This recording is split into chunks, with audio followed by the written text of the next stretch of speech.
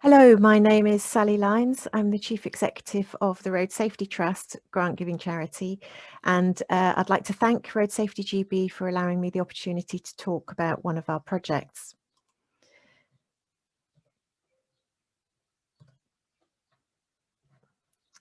So a little bit of background for anyone who doesn't know the Trust already. The Road Safety Trust exists to make UK roads safer through our grant giving of road safety initiatives around the country. We've been grant giving for about 5 years, and we've awarded £3.9 million of funding to 56 different projects across 42 organisations. 25 of those projects have completed, 1 terminated before completion, and 30 are ongoing and new going forward. The beneficiaries of our charitable work are all types of road users, and this project featured here today is about improving road safety for cyclists. Just to give a little bit of context, in Great Britain in 2019, the road casualty statistics indicate that 4,433 pedal cyclists suffered a serious injury or fatality, more than 12 a day. 100 of those were deaths. The hospital data for England, Scotland and Wales reveal that 18,546 pedal cyclists were admitted to hospital as the result of transport-related accidents between April 18 and March 19. Of these, based on previous matching of hospital and police reported data, 78% are likely to have sustained a head injury. Reference Talbot et al. 2014. Thus, in Great Britain, it's likely that 40 cyclists a day are admitted for head injuries. In total, 70% of the head injuries occur in a single bike crash. Even though less than a fifth of the head injuries occur when a passenger car was involved, these crashes often result in the most severe injuries. The risk of sustaining a head injury is mitigated if cyclists use helmets.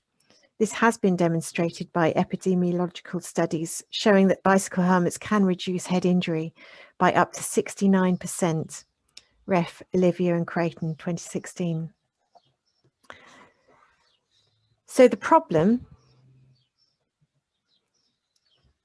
here is that there are shortfalls in the minimum EU standard cycle helmet safety tests. It's important that when customers purchase safety equipment, they spend their money wisely.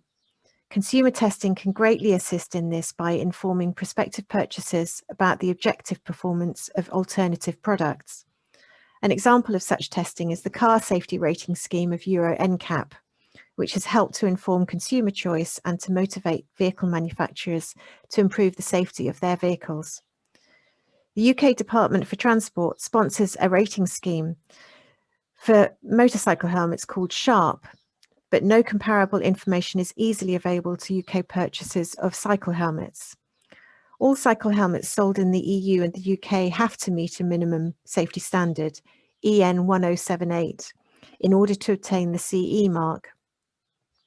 But the impact testing required by that standard is currently considered to be rather lax. Thus, helmets that meet the minimum requirements may not perform adequately in real-life crashes. And prospective purchasers of cycle helmets therefore cannot be sure that a given helmet will provide a high degree of protection. The EU test protocol focuses on helmet retention and on direct impact to the surface of the helmet with a target of reducing the risk of skull fracture. It does not currently examine oblique impacts, which result in the rotation of the head and consequent concussion injury to the brain. Over the last few years, a number of new test protocols have been developed that examine helmet performance, both in direct impact and in oblique impact. Examples are the tests carried out in the USA by Virginia Tech on behalf of the Insurance Institute for Highway Safety, and the test carried out in Sweden by Folksam Insurance Group for 2020. At the same time, there have been developments in helmet design targeted at providing protection to wearers from the rotational energy that results from oblique impact. The best known of these is the Multi-Directional Impact Protection System, MIPS, technology developed in Sweden, but there are also a number of other systems with similar objectives. Helmets with MIPS have a liner that aims to reduce rotational motion of the head by allowing slippage of the helmet interior with relation to the surface of the head, thus reducing the risk of severe brain injury. So consumers are unaware of the shortfall in the current minimum EU safety standard carried out on all helmets, cycle helmets sold in the EU. And they're also unaware that there is potential to have extended cycle helmet safety tests carried out by certain test labs around Europe. The complication, of course, is that there is currently no harmonised rating scheme for EU consumers. So even though the different test houses and test labs are carrying out tests that do include oblique impact, there isn't as yet an agreed testing protocol with an agreed outcome. So we have potential confusion as well for consumers if they look further. So what's the Trust doing about this? The first thing to say is that we're not getting involved in or making judgments about the debate about whether cycle helmets should be a legal requirement. What we are doing is we're working in partnership with Folksam in Sweden and have been doing for a couple of years now. We provided funding so that they could carry out extended safety tests for helmets, cycle helmets that are available, readily available in the UK. We've co-funded the testing of 37 helmets between 2020 and 21 that are available in the UK. And before we got involved with Folksam, they had already tested 10 helmets in 2019 that are sold in the UK as well. So there is currently a portfolio of 47 helmets in total for adult cyclists. We're also trying to raise awareness about cycle helmet safety testing in the UK through the usage and application of the Folksam grading system, which is fairly easy to understand and simple, but as I said earlier, it's not necessarily the same as some of the other testing houses around Europe, so we need to get working on that too. The last point, therefore, is that we're trying to progress the conversation between the different test labs to arrive at a harmonised rating system so that EU consumers can get the information they need at the point of sale when they make that purchasing decision. So a little bit about Folksam's grading system. They have 4 grades, and it's important to note that all these are in relation to the average performance of the helmets for a particular year. So for example, a helmet that comes out as a recommended helmet in 2021 may not be directly comparable to the performance of a helmet that was tested in 2019. The reason being is it was the average of those test rounds that formed the basis for the gradings. So grade 4, what they call recommended helmets, are where helmets have performed more than 15% better than the average in the test round for that year, for both the direct and the oblique impact tests. And let's remember that it's the oblique impact testing that is currently not included as part of the minimum safety standard, the EN 1078. The grade 3 is where a helmet has performed more than 15% better than the average in the test round, but only either for direct impact tests or oblique impact tests, but not both. Grade 2 is the average range, and that goes between the plus 15 and the minus 15%. And grade 1 is where a helmet has performed more than 15% worse than the average in the test round. So it's a simple grading system. It's one that we're trying to raise awareness of. It doesn't necessarily mean this is what it will end up being if we talk about harmonisation of grading system, but we're on the way to discussing that with the different test labs. So far we have 3 years of adult cycle helmet test results as a result of the Road Safety Trust's involvement with Folksam to share with you. They did carry out tests on 10 helmets available in the UK in 2019, as I said, before we got involved. 2 of the recommended helmets, one is £99, one was £189.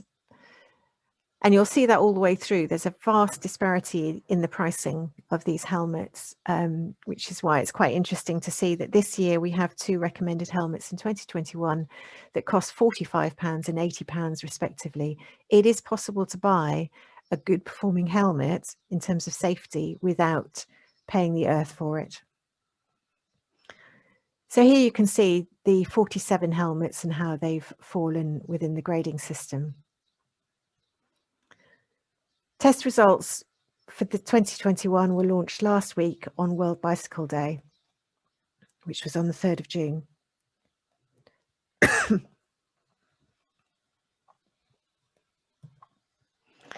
So on the adult cycle helmets, we've got 2 helmets that have come out recommended, Scott Arcs Plus and Specialized Align 2.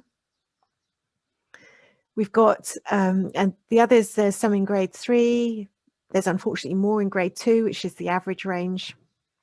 And then there's a couple that have fallen into the grade 1. As they say with the EN 1078 working group, there is no such thing as a bad helmet. Wearing a helmet is a plus, and all helmets have to pass that minimum safety standard. But here we're talking about extended safety performance testing carried out. So the recommended ones are really a very good outcome for purchases in the UK in terms of price and performance. For the first time in 2021, Folksam introduced some tests on child cycle helmets. And given that 10% of cyclists killed or injured are children, the Road Safety Trust was very keen that this development took place and that we can start testing extended tests on child helmets. So 9 helmets were tested altogether, one of which is only available in Sweden. So I'll be talking about the 8 remaining. And of the 2 that were recommended, one of them was that Swedish only helmet. So the one that is available to consumers in the UK is the Laser Gecko helmet. And interestingly, in Sweden, they have a recommendation that all children up to the age of 7 should have a helmet with a green buckle. This is a self-release system that's tested and approved according to CE standard EN 1080. I don't think we have this in the UK, but it does actually result in the 2 recommended helmets both happen to have green buckles. The others didn't. And all the helmets that were tested were equipped with MIPS, or the alternative technology to protect against rotational forces. And for parents with children on cycles, if they want to get the best performing helmet here, the Laser Gecko, it's affordable at £50. It is important to say it's a small sample, and it's only been possible with the child helmets to test a very small sample, and indeed the adult helmets so far, even though there's many more than 47 adult cycle helmets on the market, we haven't been able to test them all. So no conclusions should be drawn about the performance of helmets that have not been included in any of these rounds of tests.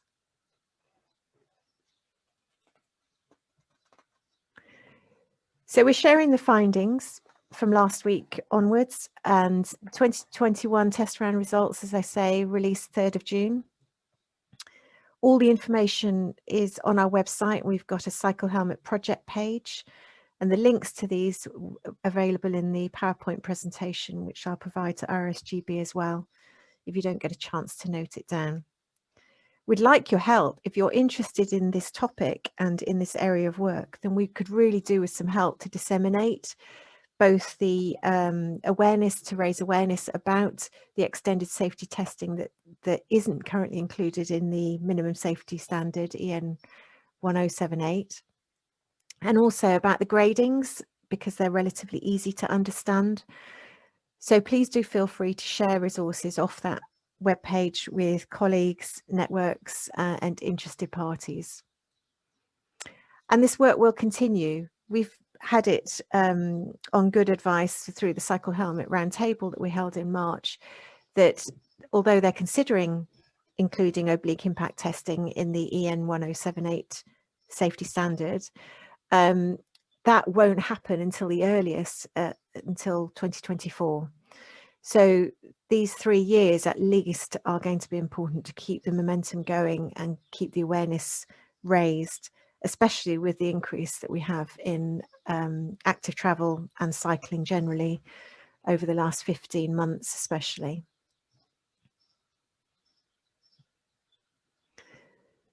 Touching on the other piece of work that we hope to continue is working towards a harmonised rating scheme for consumers. The ambition, the hope, is that we might end up with a sharp equivalent for cycle helmets across Europe. That would be really great. We did hold a roundtable, and all of those presentations and discussions are available for anyone to view on our dedicated webpage. And we're currently considering, as a trust, a grant-giving trust, we are currently considering how we can push this work forward. So if you'd like to keep informed of progress on the cycle helmet safety testing and harmonised rating scheme, please subscribe to our 4-monthly e-bulletin online through our news tab. You could follow us on Twitter. All of our projects are on the website, and there is that dedicated page on cycle helmets. You could email us with a specific inquiry if you would like to. Most of all, please stay safe out there. Thank you very much.